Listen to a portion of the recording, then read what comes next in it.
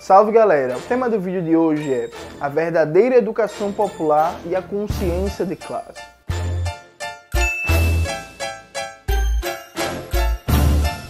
Antes de começar propriamente o tema do vídeo de hoje, gostaria de lembrar você que estamos com um curso online, Domênico Lossurdo e Frantz Fanon, uma introdução ao marxismo anticolonial, onde a gente debate as contribuições do marxismo para pensar a luta antirracista, o anticolonialismo, o antiimperialismo e a perspectiva revolucionária de maneira mais geral, fora de qualquer perspectiva liberal, eurocêntrica ou reformista, a partir do pensamento de Lossurdo e Fanon, que são dois dos grandes expoentes da história do marxismo.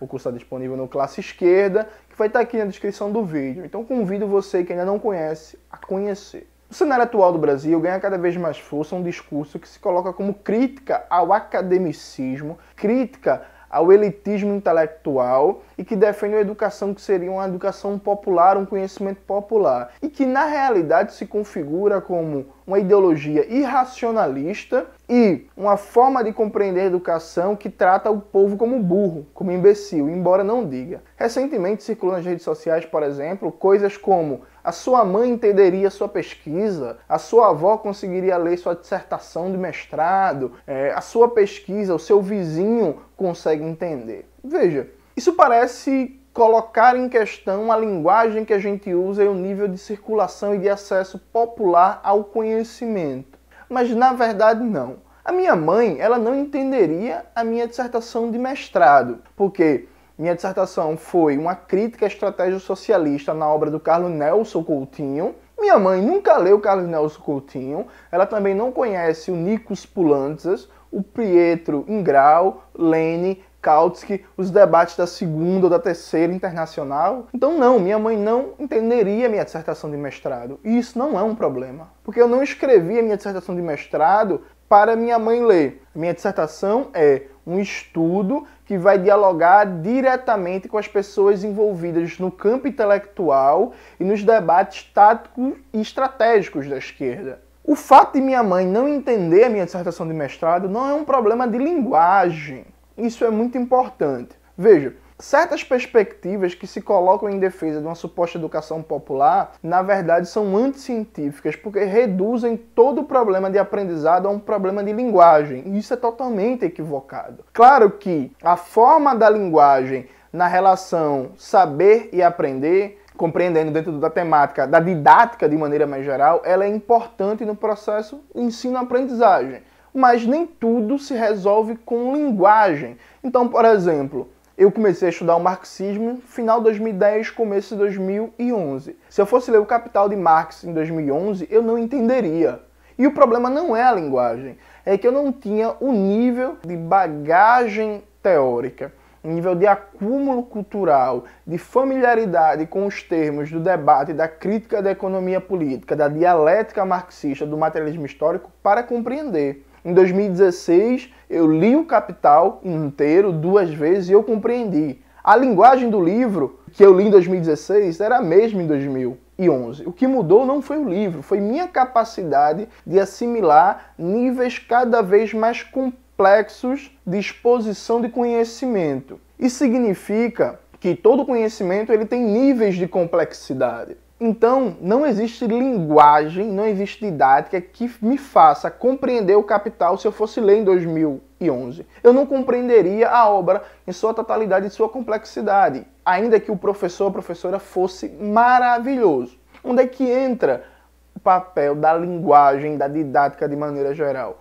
Nas diversas fases do processo de ensino-aprendizagem, a linguagem é uma mediação nesse processo de assimilação e ela tem que ser exposta, a linguagem, de maneira mais clara, simples ou possível, de acordo com as necessidades do aprender, sem rebuscamento, sem firulas, sem adereços desnecessários e considerando o meu próprio contexto histórico-cultural. Então, por exemplo, não faz sentido você querer ensinar para um trabalhador, uma trabalhadora da zona da mata pernambucana, o que é luta de classes, o que é mais-valia, falando dos bolcheviques na Rússia. Isso não vai dar certo, você tem que considerar o contexto, a realidade local daquelas pessoas e o seu próprio universo cultural. E colocar os termos do debate, especialmente nas fases iniciais do processo de aprendizado, o mais próximo possível da sua realidade. Isso não é nenhuma novidade, né? Isso é algo que Paulo Freire trabalhou muito. Então a linguagem ela entra nesse processo de ensino e da aprendizagem. Mas não existe nenhum professor ou professora, nem o Paulo Freire, que conseguiria explicar para um trabalhador da Zona da Mata Pernambucana, no início da sua formação política, para mim em 2011, o Capital, o livro 1, na sua complexidade e inteireza. Então nem tudo se resume à linguagem, nem tudo se resume à didática da fala, da exposição do conteúdo ou da escrita. Aliado a isso, os diversos setores da sociedade têm formas de assimilação de ideias diferenciadas. Então veja, eu estudo em média 7, 8 horas por dia. É normal eu ter um domínio teórico, uma amplitude de debate teórico maior do que, por exemplo, um trabalhador da área da limpeza urbana, um gari, que trabalha 8, 10 horas por dia, e que em média leva 1 hora e meia para ir, 1 hora e meia para voltar para o trabalho. Então um cara que está 10, 11, 12 horas do seu tempo trabalhando. O meu trabalho é estudar, o meu trabalho é dar aula, eu sou professor. E hoje eu tenho uma rotina de trabalho que me permite, entre livro, documentário, podcast, artigo, notícia, assistir entrevista, estudar 6, 7 horas por dia. Então é normal eu ter um nível de debate teórico melhor do que um trabalhador que não tem as mesmas condições objetivas do aprender e do estudar do que eu. Quando eu escrevo uma dissertação de mestrado ou um livro de uma forma mais complexa, eu não estou escrevendo diretamente para aquele trabalhador, eu estou fazendo uma intervenção em outro setor da sociedade. Só que eu tenho que pensar em como aquelas ideias que eu estou fazendo circular no campo intelectual, no campo das vanguardas organizadas, dos movimentos, chegue naquele trabalhador que tem uma jornada de trabalho de 12 horas e que não está inserido nesses debates. Nesse sentido, eu vou ter que produzir conteúdos diferenciados, com perspectivas diferenciadas, com formas diferentes, para públicos e setores da sociedade diferentes. O que não significa considerar que isso é uma forma de populismo, no debate sobre educação e sobre educação política em particular, que aquele trabalhador, gari, nunca possa ler meu livro. Não, eu tenho que produzir um conteúdo que popularize de maneira geral as ideias que estão no livro e que leve a ele, enquanto caminho, a pegar o livro diretamente. Então, quando eu estou escrevendo um texto mais curto, quando eu estou produzindo um vídeo, produzindo um podcast, para aquelas pessoas que têm menos tempo para estudar, eu estou criando um processo de familiaridade cultural com determinados termos, determinados debates, determinados autores, para facilitar um processo de leitura de conteúdos mais complexos. Então, por exemplo, quando o Revolu Show, que é o podcast que eu participo, faz o dicionário marxista, a ideia não é que o trabalhador e a trabalhadora deixe de ler e vá ficar só escutando o podcast, é que o podcast seja um material didático-pedagógico que vai facilitar a compreensão da linguagem, dos termos de debate para esse trabalhador e essa trabalhadora ler diretamente Marx e Engels, Lenin, Gramsci, Trotsky, Mao, Stalin, Rosa Luxemburgo e por aí vai. Então perceba, a gente não pode ter a ideia aristocrática, que inclusive é muito comum em quem tem um pensamento acadêmico, de achar que todos os trabalhadores e trabalhadoras vão ler Lukács e Hegel, sabe? Não vão, eles não têm condições objetivas para isso. Mas ao mesmo tempo a gente não pode cair no populismo pseudo-popular, que é dizer assim, o trabalhador não tem tempo para ler essas coisas complexas, né? Para ler Fanon. E o negócio de ler Fanon, vou dar aqui um livro para ele, eu vou dar um texto do Facebook que fala de empoderamento. Não. O trabalhador ele não tem tanto tempo para estar lendo Fanon. Então como é que eu vou fazer, dentro de um processo de educação política, para facilitar ao máximo a sua leitura de Fanon e para criar a capacidade de abstração, de bagagem cultural para ler Fanon com menos dificuldades ou possível? É assim que se pensa uma verdadeira educação popular. A gente compreende as diferentes funções na divisão social do trabalho, as diferentes condições de vida e como, especialmente num país tão brutalmente desigual no Brasil, o processo de acesso à leitura, ao conhecimento não é uniforme. Mas a gente pensa uma perspectiva como horizonte de socialização dos conhecimentos e não de negação da capacidade desse trabalhador, dessa trabalhadora acessar esse conhecimento. Gramsci, ele dizia que vale muito mais socializar descobertas científicas entre o povo, as massas trabalhadoras, do que novas descobertas. É claro que Gramsci não está falando que novas descobertas científicas não são importantes, mas, na perspectiva marxista, né, as ideias têm potência material quando alcançam as massas. Então, do ponto de vista da história, da luta de classes, tem impacto muito maior a socialização de conhecimentos produzidos do que a produção de conhecimento encastelado, por exemplo, na universidade, que não chega para a maioria do povo.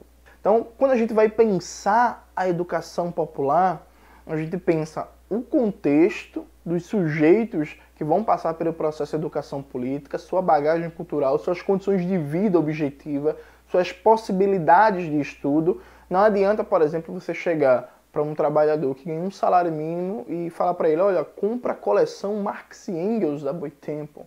Ele não tem condições financeiras objetivas para isso. Então, eu tenho que pensar enquanto militante, enquanto educador popular, como aquele trabalhador que ganha um salário mínimo vai ter acesso aos textos de Marx e Engels. Aí alguém pode estar pensando assim, ah, Jones, mas tem tudo isso na internet. Então, a internet dele, será que é boa o suficiente para ler isso? O computador dele, dá para ler isso? Todos esses elementos das condições materiais dos trabalhadores eu tenho que pensar, e a partir disso pensar um processo pedagógico, político-pedagógico, em que, sem rebaixar os conhecimentos e sem uma concepção manualesca, eu vou criar formas de introduzindo os conhecimentos, as categorias, os conceitos críticos do mundo, e que vou fazer necessariamente de uma maneira mais simplificada, mas sempre colocando como horizonte o aumento da complexificação dos conhecimentos, para que o trabalhador não tenha só aquele conhecimento básico. Então eu não posso, por exemplo,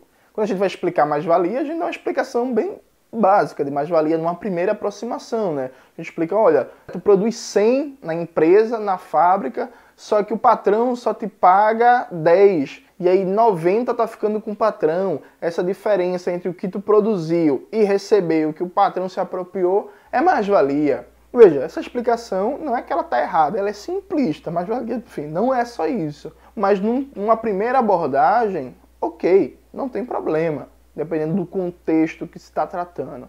O problema é tratar isso como conhecimento, percebe? Acabado. É pensar que o trabalhador nunca vai ler o Capital, então meio que foda-se, eu não preciso pensar em formas de fazer com que o trabalhador leia o Capital. Percebeu a lógica que parece popular? Esse tipo de lógica é que faz com que as pessoas achem que a formação política lê o textão do Facebook. E o textão do Facebook, na real, tem 3, 4 parágrafos. Esse tipo de coisa faz com que seja normal as pessoas se formarem por vídeos de Facebook. Ah, Jones, você está reclamando de vídeo, você não tem um canal no YouTube? Veja, eu tenho um canal no YouTube, mas todos os vídeos que eu faço, eu trato sempre como introdução ao tema. É por isso que toda a descrição do vídeo tem material indicado. Em vários momentos eu faço vídeos diferentes, mas com temas interrelacionados, para facilitar o processo de leitura de livros, de assimilação de conhecimentos mais complexos, percebe? Então, a verdadeira educação popular, ela não nega os conhecimentos complexos de maior nível de abstração à população brasileira, à classe trabalhadora. A verdadeira perspectiva da educação popular pensa de acordo com a concretude e a materialidade da vida e da configuração sociocultural do nosso povo, como fazer, o que fazer